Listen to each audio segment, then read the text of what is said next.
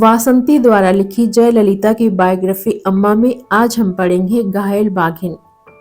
वासंती लिखती हैं, जेल से रिहा होने के बाद जयललिता अगले 9 महीनों तक एक तरह से एकांतवास में रहीं। किसी अपराध बोध या शर्मिंदगी के कारण नहीं, वह एक घायल बाघिन की तरह थी जिसके गुस्से को नियंत्रित नहीं रखा जा सकता। उसे अपना अधिकार लेकर रहना था। अपने खुद के अस्तित्व के लिए उन्हें पार्टी को बचाना था जो निष्क्रिय हो चुकी दिख रही थी। जब वह नए सिरे से पार्टी कार्यालय में उपस्थित हुई तो कार्यकर्ताओं की खुशी का ठिकाना नहीं था। उनके कानों, हाथों या गले में कोई आभूषण नहीं था। उन्होंने पोशाक के ऊपर रहने वाला लबादा भी हटा दिया था। कार्यकर्ताओं से उन्होंने कहा, मैं अब भी राजनीति में हूँ क्योंकि मैं नहीं चाहती इतिहास में दर्ज हो कि अन्ना द्रमुक पार्टी जिसे एमजीआर ने करुणानिधि के विरोध में बनाया था, करुणानिधि के हाथों समाप्त हो गई। उनकी बातों ने समर्थकों को रुला दिया था। पार्टी उनके बिना चल नहीं सकती थी और इसी में जयललिता की ताकत थी। यह दिखलाना भी जरूरी था कि अब वो निर्विवाद नेता हैं जिसे पार्टी के भीतर कोई चुनौती नहीं दे सकता। यहाँ दिल्ली के राजनीतिक माहौल में बदलाव था जिसने जयललिता को एक बार फिर सक्रिय कर दिया। नवंबर 1997 में जारी हुई जैन आयोग की रिपोर्ट ने डीएमके को एक बड़ा झटका दिया, जो उस समय केंद्र की आई के गुजराल की संयुक्त मोर्चा सरकार के सहयोगी ही नहीं बल्कि मंत्रिमंडल का भी हिस्सा थी। राजीव गांधी हत्याकांड के व्यापक परिदृश्य की पड़ताल करने वाले आयोग ने डीएमके का खास तौर पर जिक्र किया। जैन आयोग की रिपोर्ट में करुणानिधि और उनकी पार्टी को राजीव गांधी के हत्यारों को बढ़ावा देने का दोषी करार दिया। अब संयुक्त मोर्चा सरकार को बाहर से समर्थन दे रही कांग्रेस सरकार ने गुजराल मंत्रिमंडल से डीएमके को हटाए जाने की मांग की। ऐसा नहीं होने पर कांग्रेस ने अपना समर्थन वापस लेने की चेतावनी भी दी। करुणानिधि झुकने को तैयार नहीं हुए क्योंकि कांग्रेस की धमकी पर स्वयं ही मंत्रियों को निकाल लेने से यह संदेश जाता कि उन्होंने जैन आयोग के निष्कर्ष को स्वीकार कर लिया है। जब कांग्रेस ने अल्टीमेटम जारी कर दिया तो गुजराल ने डीएमके के मंत्रियों के इस्तीफे का 4 दिनों तक इंतजार किया, लेकिन जब ऐसा नहीं हुआ तो उन्होंने राष्ट्रपति को अपना इस्तीफा भेज दिया। देश अब मध्यविधि चुनाव की ओर अग्रसर था। जयललिता ने जल्दी ही हिसाब किताब बैठा लिया कि कांग्रेस जहां अपनी खोई ताकत अब भी हासिल नहीं कर पाई, वहीं भारतीय जनता पार्टी भाजपा अभूतपूर्व ताकत के साथ उभरती दिख रही है। उन्होंने ऐसे में एल.के. आडवाणी से गुपचुप भेंटकर भाजपा के साथ गठबंधन किया, जो द्रविड़ राजनीति में एक नए अध्याय की शुरुआत थी। उन्होंने महसूस किया कि एक ऐसे राष्ट्रीय दल से हाथ मिलाना जरूरी है जिसके दिल्ली में सरकार बनाने के अच्छे आसार हों। भाजपा को लोकसभा में सशक्त समर्थन देकर वह मंत्रिमंडल में महत्वपूर्ण विभागों में अपने मंत्री बैठा सकती थी, जो उन्हें भ्रष्टाचार के विभिन्न मामलों से बाहर निकालने में सहायक होते। अगर वह भाग्यशाली रही तो वह केंद्रीय नेतृत्व को तमिलनाडु की डीएमके सरकार को गिराने के लिए भी राजी कर पाएंगे और इस तरह उनकी वापसी का रास्ता साफ हो सकेगा। वासंती आगे लिखती हैं, जयललिता की रणनीति थी पूरी ताकत के साथ चुनाव प्रचार करना, खुद को ऐसी महिला के रूप में प्रदर्शित करना जिसे करुणानिधि ने झूठे आरोपों में फंसाया है, जिसने उन्हें आम अपराधियों की तरह 28 दिनों के लिए जेल में रहने को मजबूर किया। इससे उन्हें लोगों की सहानुभूति मिलने की संभावना थी। उनके अभियान में केंद्र में एक स्थिर सरकार की जरूरत पर भी बल दिया गया।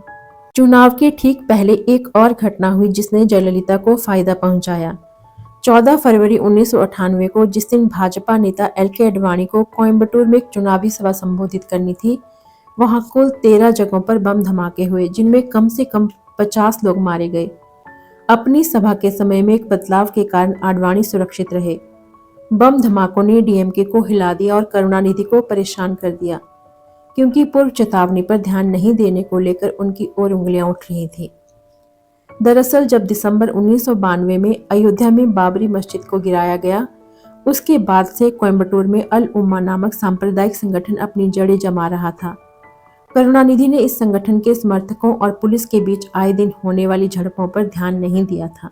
जयललिता शहर दर शहर घूमकर करुणानिधि पर आरोप लगाती रहीं कि करुणानिधि सरकार ने तमिलनाडु को, जो उनके कार्यकाल में शांति का उपवन था, चरमपंथियों के लिए सुरक्षित सैरगाह और निर्दोष आमजनों के लिए असुरक्षित स्थान में बदल दिया है।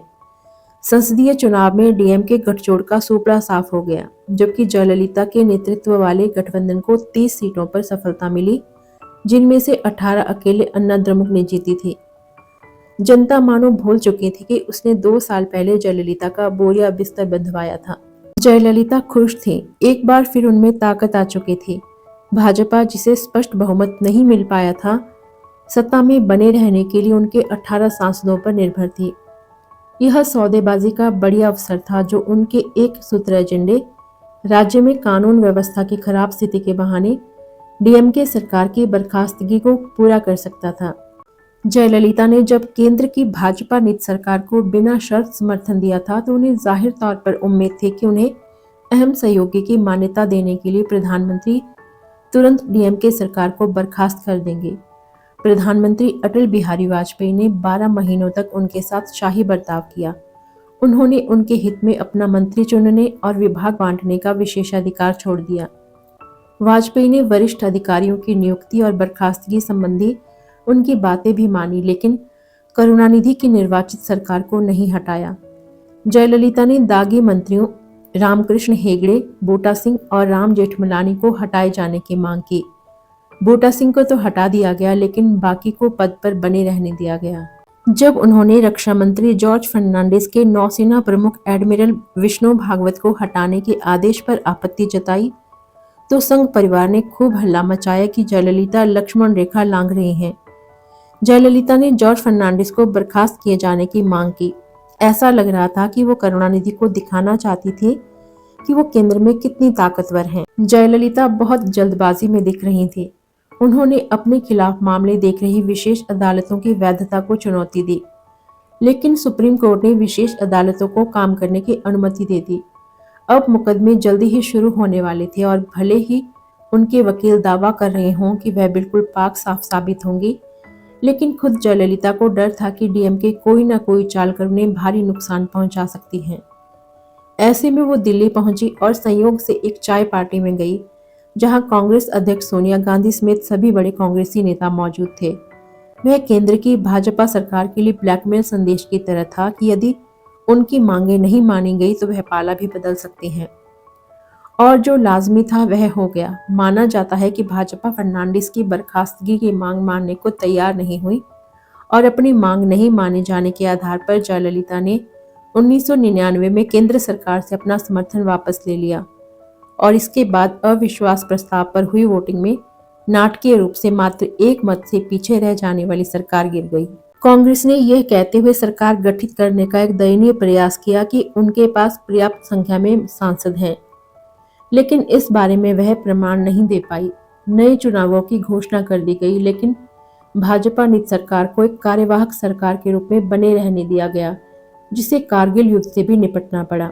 जयललिता के लिए एक हार थी, लेकिन उन्होंने इस पर कोई खेद नहीं जताया। उनके इस व्यवहार से उनके दुश्मनों की स्थिति मजबूत हुई। यह सब 1999 में हुआ था, डीएमके के स्वर्ण जयंती वर्ष में।